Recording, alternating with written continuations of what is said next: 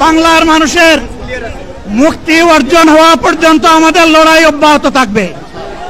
বলছিলাম, জামাতে ইসলামী যদি আল্লাহর ইচ্ছা এবং জনগণের ভালোবাসায় বাংলাদেশের মানুষের সেবা করার সুযোগ পায়, তাহলে মালিক হবে না, সেবক হবে ইনশাআল্লাহ। আজ আমি ঘোষণা দিচ্ছি, লক্ষ জনতাকে সাথে নিয়ে বাংলাদেশ জামাতে ইসলামী থেকে যারা আগামীতে সংসদ সদস্য হিসাবে নির্বাচিত হবেন, আরে আপনারা কথা বন্ধ করেন, আপনারা কথা বন্ধ করেন, সবাই বসে পড়েন, সবাই বসেন, বসেন, কেউ দাঁড়াবেন না, সবাই বসেন। যদি আল্লাহর ইচ্ছায় জনগণের ভালোবাসায় বাংলাদেশ জামাতে ইসলামী থেকে সংসদ সদস্যরা নির্বাচিত হয়ে সরকার গঠন করেন, তাহলে কোন এমপি, কোন মন্ত্রী আগামীতে সরকার কিন্তু প্লট গ্রহণ করবে না। কোন এমপি এবং কোন মন্ত্রী ট্যাক্সবিহীন কোন গাড়ি চড়বে না। কোন এমপি এবং কোন মন্ত্রী তার নিজের হাতে কোন টাকা চালাচালি করবে না। কোন এমপি এবং কোন মন্ত্রী যদি তার নির্দিষ্ট কোন কাজের জন্য বরাদ্দ পেয়ে থাকেন, কাজ শেষ হওয়ার সাথে সাথে বাংলাদেশের 18 কোটি মানুষের কাছে তারা তার প্রতিবেদন তুলে ধরতে বাধ্য হবে। সম্মানিত বন্ধুগণ, চাঁদা আমরা নিব না, দুর্নীতি আমরা করব না, চাঁদা আমরা নিতে দেব না, দুর্নীতি আমরা সহ্য করব না। এই বাংলাদেশটাই আমরা দেখতে চাই। যুবকদেরকে আমরা স্পষ্ট ভাষায় বলতে চাই, বন্ধুগণ, তোমাদের সাথে আমরা আছি। আমি আজকে জামাতের আমির হিসাবে এখানে কথা বলতে আসিনি। আমি এসেছি বাংলাদেশের 18 কোটি মানুষের একজন হয়ে কথা বলতে। আমি শিশুদের বন্ধু, আমি যুবকদের ভাই, আমি বয়স্কদের সহযোদ্ধা, আমার বোনদের আমি ভাই। সুতরাং তাদের মুক্তির জন্যই আমি দায়িত্ব নিয়ে আজকে এখানে দাঁড়িয়েছিলাম। আল্লাহর ইচ্ছা, শরীর আমাকে সাময়িকভাবে সহযোগিতা করে নাই, এটাও আল্লাহর ইচ্ছা যে এখন আল্লাহ আমাকে কথা বলার সুযোগ দিচ্ছেন।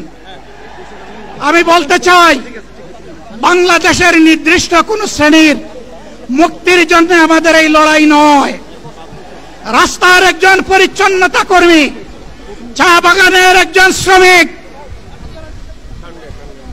রক্ত পানি করে ঘাম জড়ানো আমার একজন রিক্সা চালক ভাই মাঠে ময়দানে বাংলাদেশের মানুষের মুখে যারা এক মুঠো ভাত তুলে দিতে চায়, আমার সেই কৃষক বন্ধুটি, আমি তাদের হয়ে আজকে এখানে কথা বলতে এসেছি। আমি কোন অভিজাত শ্রেণীর হয়ে এখানে কথা বলতে আসিনি। আল্লাহ তাআলার অশেষ মেহেরবানি, আজীবন সকল রক্ত চক্ষুকে উপেক্ষা করেছি, জেল জুলুমের পরোয়া করি নাই। আমার আফসোস, 24 সালে জাতিকে মুক্তি দিতে গিয়ে যারা জীবন দিয়ে শহীদ হলো, আমি তাদের একজন হতে পারলাম না। আপনাদের কাছে দোয়া চাই, ইনসাফের ভিত্তিতে একটি দেশ গড়ে তোলার জন্য আগামীতে যে লড়াই হবে, আমার আল্লাহ যেন সেই লড়াইয়ে আমাকে একজন শহীদ হিসাবে কবুল করেন। সম্মানিত বন্ধুগণ, আমাদের প্রিয় শহীদ নেতৃবৃন্দ 2006 সালের 28 অক্টোবর থেকে শুরু করে পল্টন গণহত্যা, শাপলা গণহত্যা, সারা দেশের গণহত্যা, পিলখানার গণহত্যা, 24-এর গণহত্যা, এই গণহত্যা যারা করেছে তাদের সকলের বিচার বাংলাদেশের মাটিতে নিশ্চিত করতে হবে। এদের বিচারের দৃশ্যমান প্রক্রিয়া শুরু না করা পর্যন্ত পুরানা ব্যবস্থাপত্রে বাংলাদেশ আর চলবে না। এতগুলো মানুষ এমনি এমনি জীবন দেয় নাই, জীবন দিয়েছে জাতির মুক্তির জন্য। যদি বস্তা পোতা পুরানা সবকিছুই টিকে থাকবে, তাহলে কেন তারা জীবন দিয়েছিল? যারা ওই বস্তা পচা ব্যবস্থাপনায় বাংলাদেশকে আবার গড়তে চান, তাদেরকে আমরা বলি, জুলাই যুদ্ধ করে যারা জীবন দিয়েছে, আগে তাদের জীবনটা ফেরত এনে দেন। যদি শক্তি তাকে ফেরত এনে দেন।